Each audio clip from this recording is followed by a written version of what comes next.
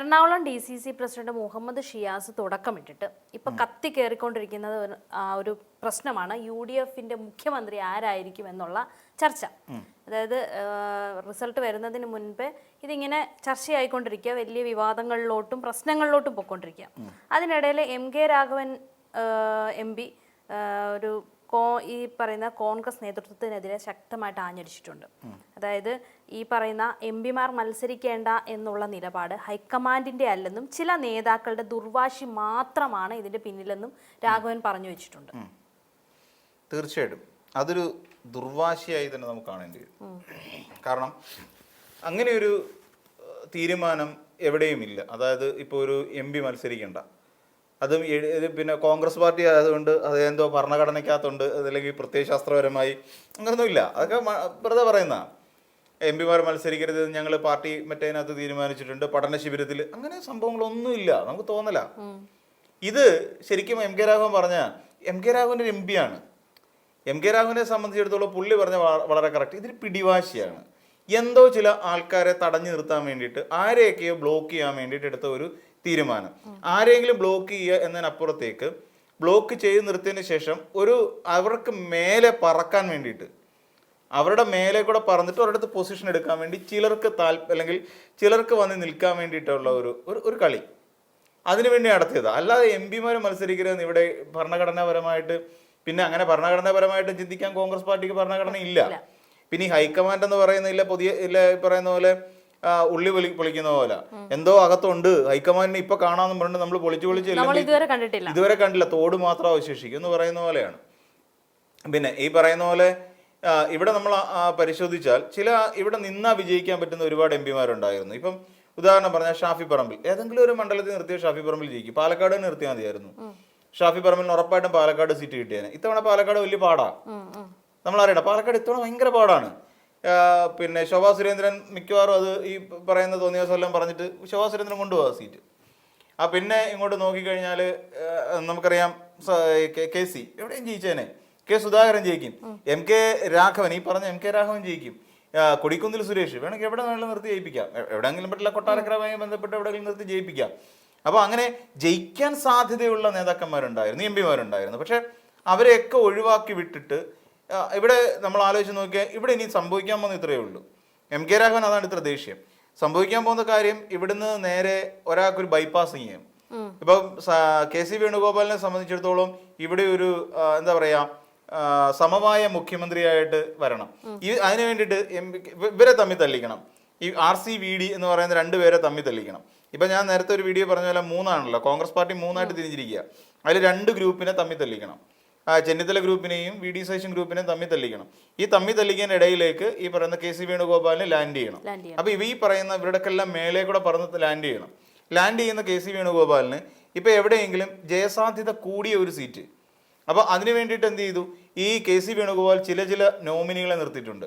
ആ നോമിനികളിൽ ഏതെങ്കിലും ഒരാളോട് പറയും, നിങ്ങൾ മാറിക്കുള്ളൂ, ഞാൻ അവിടെ നിന്ന് മത്സരിക്കാം. അവിടെ അവരെ കൊണ്ട് റിസൈൻ ചെയ്യിച്ചിട്ട് KC അവിടെ നിന്ന് മത്സരിക്കുന്നു. KC ജയിക്കുന്നു. KC ജയിച്ചു കഴിഞ്ഞാൽ പിന്നെ മുഖ്യമന്ത്രി ആവാം, കുഴപ്പമില്ല.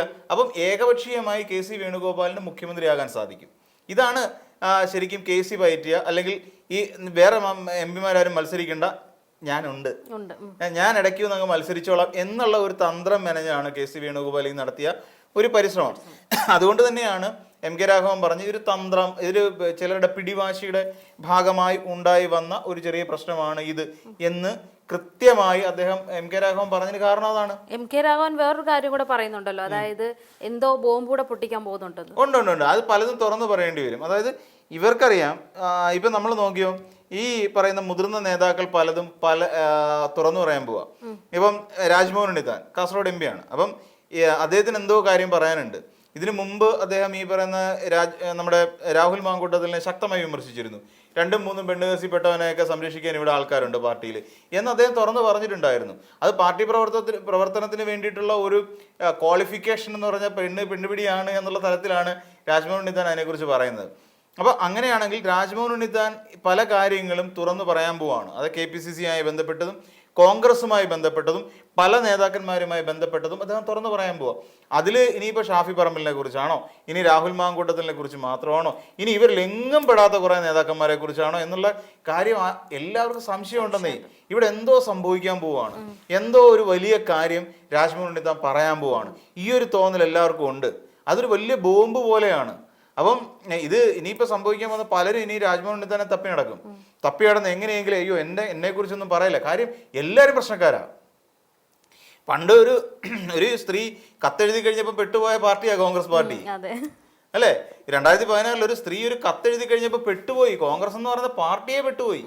ഇതാണ് പാർട്ടിയുടെ അവസ്ഥ. അപ്പം ആർക്കെതിരെയാ, എന്താണ് പറയാൻ പോകുന്നത് രാജ്മോഹൻ ഉണ്ണിത്താൻ എന്നൊരു ധാരണ ആർക്കും ഇല്ല. അപ്പൊ അതുകൊണ്ട് തന്നെ പലരും കാല് പിടിക്കാൻ ചെല്ലും. ശക്തമായ രീതിയിൽ പലരും കാല് പിടിക്കാനായിട്ട് ചെല്ലുകയും ചെയ്യും.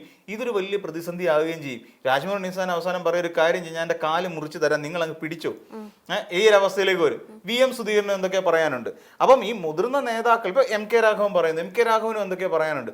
അപ്പൊ ഈ മുതിർന്ന നേതാക്കൾ വാ തുറന്നാൽ അവസാനിക്കാൻ പോകുന്ന ഒരു പാർട്ടിയാണ് സത്യത്തിൽ ഈ കോൺഗ്രസ്. അവർ വാ തുറന്നാൽ കാരണം എന്താണെന്ന് ചോദിച്ചു കഴിഞ്ഞാൽ ഇവർക്കെല്ലാം അറിയാം ഈ കോൺഗ്രസിനുള്ളിൽ എന്തുകൊണ്ട് ഈ തീരുമാനങ്ങൾ ഉണ്ടാകുന്നു, കോൺഗ്രസിനുള്ളിൽ എന്തുകൊണ്ടാണ് പലരെയും തടയപ്പെടുന്നത്, കോൺഗ്രസിനുള്ളിൽ എന്തുകൊണ്ടാണ് ചിലരൊക്കെ വളരെ വേഗം വളരുന്നത്. ഇപ്പം നമുക്ക് ഷാഫി പറമ്പിലിൻ്റെ ഒക്കെ വളർച്ച കണ്ണടച്ചു തുറക്കുന്ന വേഗത്തിലല്ലേ. രാഹുൽ മാങ്കൂട്ടത്തിൽ നമ്മൾ നോക്കിയാൽ മതി, രാഹുൽ മാങ്കൂട്ടത്തിൻ്റെ വളർച്ച എങ്ങനെയാ, ഭയങ്കര ശക്തമായ വളർച്ചയല്ലേ. പക്ഷേ രാഹുൽ മാങ്കൂട്ടം ഇതൊക്കെ ചെയ്തിട്ടും എന്തുകൊണ്ടാണ് പലരും ഈ രാഹുൽ മാങ്കൂട്ടത്തിനെ ഭയന്ന് നടന്നത്? രാഹുലിന് പറഞ്ഞാൽ അവന്റെ കയ്യിൽ എന്തൊക്കെയോ സ്റ്റഫുകളുണ്ട്, ഇവരെയൊക്കെ കൊടുക്കാൻ വേണ്ടിയിട്ടുള്ള എന്തൊക്കെയോ സാധനങ്ങൾ ഈ രാഹുലിന്റെ കയ്യിലുണ്ടെന്നേ. അപ്പൊ ഈ പറയുന്ന സാധനങ്ങളുണ്ട് രാഹുലിന്റെ കയ്യിൽ. ഇതെല്ലാം കൂടെ ഇതുകൊണ്ട് കോൺഗ്രസ്സുകാർക്ക് അന്യോന്യം പേടിയാ. ഇപ്പോൾ ഒരു പഠന ശിബിരത്തിൽ പോയി കഴിഞ്ഞാൽ ഇപ്പം വയനാട്ട് വെച്ച് നടന്നില്ലേ, അതുപോലത്തെ ശിബിരത്തിൽ പോയ പലരും ഒന്നും മിണ്ടുക പോലും ഇല്ല. കൂടുള്ള കോൺഗ്രസ്സുകാരനെ കണ്ടു കഴിഞ്ഞാൽ ഹായ് ബൈ കഴിഞ്ഞു. അല്ലാതെ അവരോട് ഹൃദയം തുറന്ന് സംസാരിക്കാനൊന്നും മെനക്കെടത്തില്ല. മെനക്കെട്ട് കഴിഞ്ഞാൽ അടുത്ത ദിവസം ആരെയാ? ഈ പരസ്പര വിശ്വാസമില്ലായ്മയുടെ പേരോ നിന്റെ പേരോ കോൺഗ്രസ് എന്ന് ചോദിക്കേണ്ടി വരും. ഇപ്പൊ കോൺഗ്രസ്സുകാർക്ക് അന്യോന്യം വിശ്വാസമില്ല. അത് നേരത്തെ മുതലുള്ള പ്രശ്നമാണ്. ഇവർക്ക് പരസ്പര വിശ്വാസം എന്ന് പറയുന്നത് ഉണ്ടായിരുന്നെങ്കിൽ വിശ്വാസവും ഇല്ല, അധികാരക്കൊതിയുണ്ട്. ഇവർക്കിപ്പം ഒരാളോട് എന്തെങ്കിലും ഒരു കാര്യം പറഞ്ഞാൽ നാളെ അത് പാട്ടാകില്ല എന്നുള്ള കാര്യം ഒരു ഉറപ്പുമില്ല. അങ്ങനെയുള്ള പ്രതിസന്ധികളിലൂടെയാണ് ശരിക്കും കോൺഗ്രസ് പാർട്ടി പോകുന്നത്. ഇപ്പൊ MK രാഘവൻ തുറന്നു പറയാൻ തുടങ്ങുന്നു. നമ്മുടെ VM സുധീരൻ ആദർശധീരനായ നേതാവാണ്. VM സുധീരൻ ഒരുപക്ഷെ മുഖ്യമന്ത്രി ആകാൻ ഏറ്റവും യോഗ്യനായ ഒരാൾ ആരാന്ന് ചോദിച്ചു കഴിഞ്ഞാൽ പറയാൻ പറ്റുന്ന ഒരൊറ്റ പേര് VM സുധീരൻ എന്നാണ്. പണ്ട് AK ആന്റണിയെ പോലല്ല. AK ആന്റണി 10 വർഷം നമ്മുടെ ഇന്ത്യൻ ഫോഴ്സിനെ പിന്നിലേക്ക് അടിച്ചു. കാര്യം അവിടെ ആയുധം മേടിക്കാൻ വേണ്ടിയിട്ട് കരാറിൽ ഏർപ്പെട്ട് കഴിയുമ്പോൾ AK ആന്റണി എന്ന് പറയുന്ന ഒരാളുടെ പേരിൽ അഴിമതി ആരോപിക്കപ്പെടും എന്ന് പറഞ്ഞിട്ട് സൈന്യത്തിന് ആയുധം പോലും മേടിക്കാത്ത മഹാനായ പ്രതിരോധ വകുപ്പ് മന്ത്രിയാണ് AK ആന്റണി. അത്രയ്ക്ക് ബോധമില്ലാത്തൊരു മനുഷ്യനാണ് അദ്ദേഹം. അപ്പൊ ഇങ്ങനെ AK ആന്റണിയെ പോലെയുള്ള നേതാക്കന്മാരെക്കാളിലൊക്കെ ആദർശധീരൻ എന്നൊക്കെ വിളിക്കാൻ കഴിയുന്ന ഒരു നേതാവ് സുധീരൻ തന്നെയാണ്. അപ്പം VM സുധീരനും പറയാനുണ്ടെങ്കിൽ പിന്നെ ഈ ഇലക്ഷന്റെ റിസൾട്ടൊക്കെ വന്നു കഴിയുമ്പോൾ പിന്നെ കോൺഗ്രസ് പാർട്ടിയുടെ അവസ്ഥ എന്താണെന്നുള്ള കാര്യം നമുക്ക് വഴിയെ കണ്ടറിയേണ്ടി വരും. അതാണ് ഏറ്റവും വലിയ പ്രതിസന്ധി.